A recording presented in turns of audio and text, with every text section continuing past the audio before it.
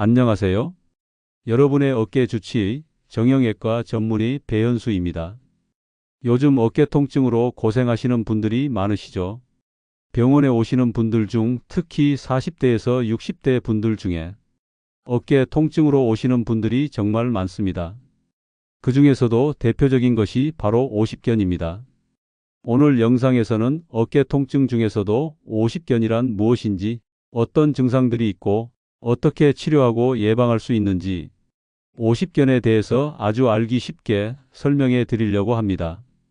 들으시면서 영상이 유익하다고 생각되신다면 구독과 좋아요, 알림 설정까지 하셔서 본 채널의 다양한 건강 정보를 얻어가시길 바랍니다.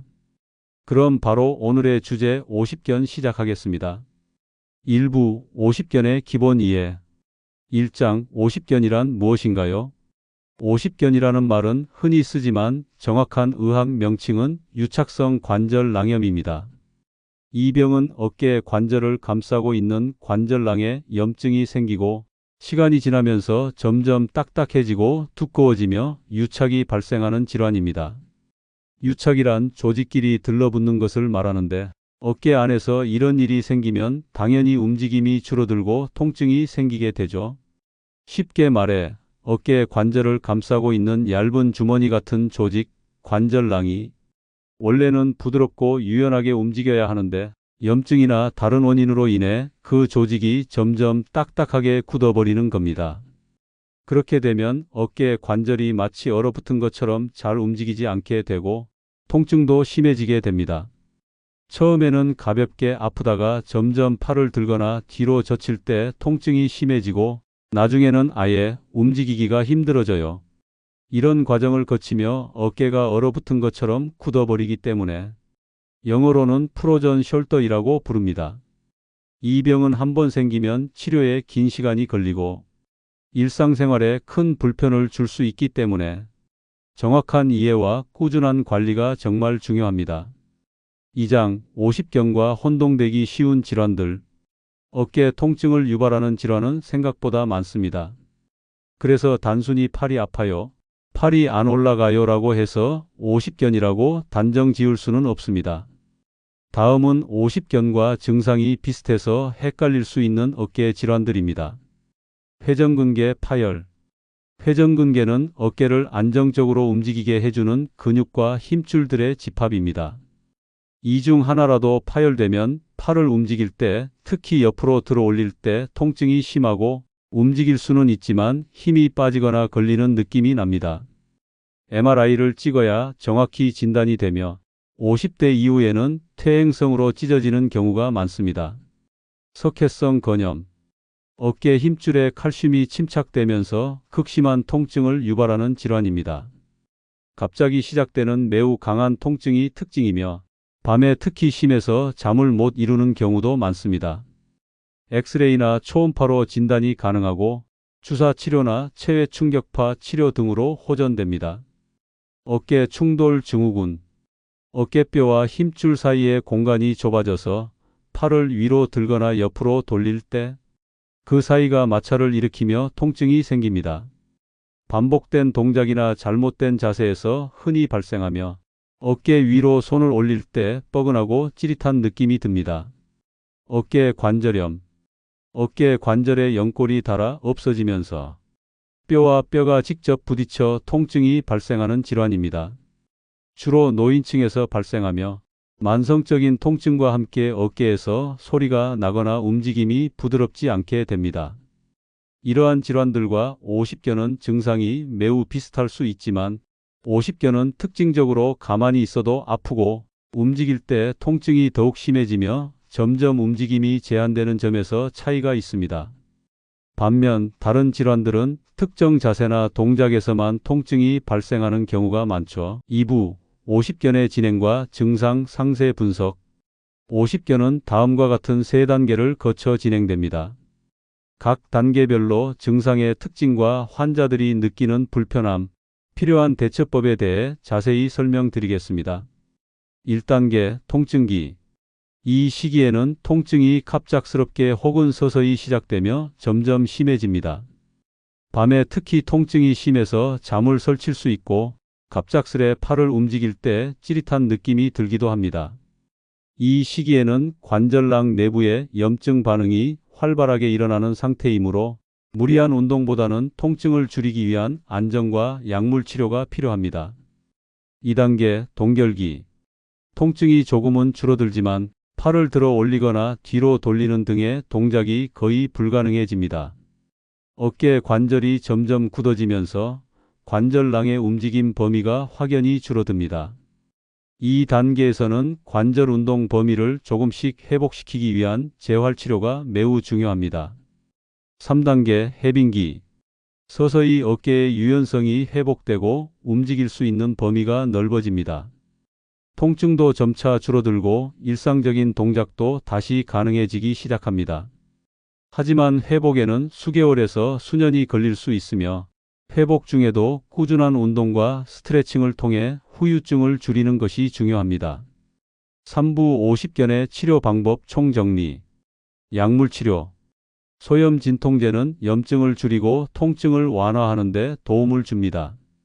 대표적인 약으로는 이부프로펜, 나프록센, 아세트아미노펜 등이 있습니다. 단기적으로는 효과가 좋지만 장기 복용 시 위장장애, 간기능 저하 등의 부작용이 있을 수 있어 반드시 전문의 지시에 따라 복용해야 합니다. 스테로이드 주사. 염증을 빠르게 가라앉히는 강력한 치료 방법입니다. 어깨 관절 안에 직접 주사하여 효과가 빠르지만 반복적으로 맞으면 연골 손상, 힘줄 약화, 혈당 상승 등의 부작용이 생길 수 있습니다. 특히 당뇨 환자에게는 주의가 필요합니다. 수압팽창술. 관절낭 내부에 생리식염수나 국소마 취제를 주입해 유착된 관절낭을 물리적으로 팽창시켜 늘리는 방법입니다. 비교적 간단한 시술로 외래에서도 가능하며 통증 완화와 운동 범위 증가에 효과가 있지만 단기간에 다시 굳는 경우도 있어 이후 재활 운동이 필수입니다. 관절경 수술. 비수술 치료로도 호전되지 않는 심한 50견의 경우 관절경이라는 작은 카메라를 이용해 굳어진 관절낭을 절개하고 유착을 제거하는 수술을 시행합니다. 전신 마취 혹은 부분 마취 하에 시행되며 수술 후 바로 재활 운동을 시작해야 좋은 결과를 얻을 수 있습니다. 재활치료. 50견 치료에서 가장 핵심이 되는 부분입니다. 초기에는 가벼운 관절 가동 범위 운동부터 시작하고 통증이 줄어들수록 강도를 점차 높여야 합니다. 치료사는 환자의 상태를 파악하여 개인 맞춤 운동을 지도하며 전기 자극 치료, 초음파 치료, 온열 치료 등도 병행할 수 있습니다. 4부 50견 예방 및 재활 운동 가이드. 이제 본격적으로 50견을 예방하고 치료할 수 있는 운동과 생활 습관을 구체적으로 소개해 드리겠습니다. 이 내용은 병원에서 재활치료사들이 직접 사용하는 지침을 바탕으로 구성했습니다. 집에서 쉽게 따라하는 50견 재활운동 탑 대표적인 5가지. 50견은 꾸준한 재활운동이 가장 중요한 치료법 중 하나입니다. 여기서는 병원에서도 가장 많이 권장하는 대표적인 5가지 운동을 소개합니다. 각각의 운동은 집에서도 쉽게 따라할 수 있도록 구성되어 있으며 특별한 도구 없이 맨몸으로도 가능합니다. 1. 벽타기 운동. 벽을 등지고 서서 손가락으로 벽을 기어 올리듯 천천히 위로 밀어 올립니다. 벽과의 거리를 조금씩 조절하며 팔을 가능한 한 위로 올리는 것이 핵심입니다. 어깨가 당기는 느낌이 들면 그 지점에서 10초간 유지한 후 천천히 손을 내려옵니다. 하루 3세트, 각 세트 10회 반복. 효과, 어깨 관절의 굳어진 범위를 점진적으로 회복시켜주며 운동 전 준비 운동으로도 좋습니다. 2. 수건 스트레칭. 수건을 한 손으로 위에서, 다른 손으로 아래에서 등 뒤로 잡습니다. 아픈 팔이 위로 가도록 하여 건강한 팔로 수건을 아래로 당기며 상완 뒤쪽과 어깨 관절을 늘려줍니다. 양손을 바꾸어 교대로 실시하면 균형 잡힌 스트레칭이 가능합니다. 하루 3세트, 각 세트 10회 반복. 효과, 어깨 관절의 내회전 및 외회전 능력을 회복시켜주며 통증 개선에도 효과적입니다. 3. 도르래 운동. 집에 있는 문고리에 고무밴드나 도르래 기구를 걸고 양손으로 양쪽 끝을 잡습니다. 건강한 팔로 끌어당기면서 아픈 팔이 자연스럽게 위로 올라가도록 합니다. 천천히 동작을 반복하며 무리하지 않고 가동 범위를 점차 넓혀갑니다. 하루 2세트, 각 세트 10회 반복. 효과, 수동적인 움직임으로 굳은 어깨를 부드럽게 풀어주는데 효과가 있습니다. 4. 팔 흔들기 운동. 테이블에 한 손을 짚고 상체를 앞으로 숙인 후 아픈 팔을 아래로 늘어뜨립니다. 팔을 앞뒤, 좌우, 원형으로 부드럽게 흔들며 움직임을 유도합니다. 작은 물병 등을 들면 관성에 의해 더욱 부드러운 운동이 가능합니다.